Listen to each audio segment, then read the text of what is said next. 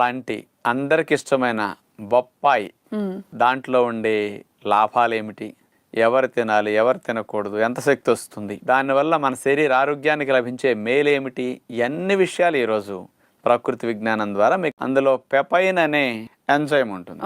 ఇది ఆహారం త్వరగా జీర్ణం అవటానికి బాగా ఉపయోగపడుతుంది. ఫస్ట్ లాభం అది.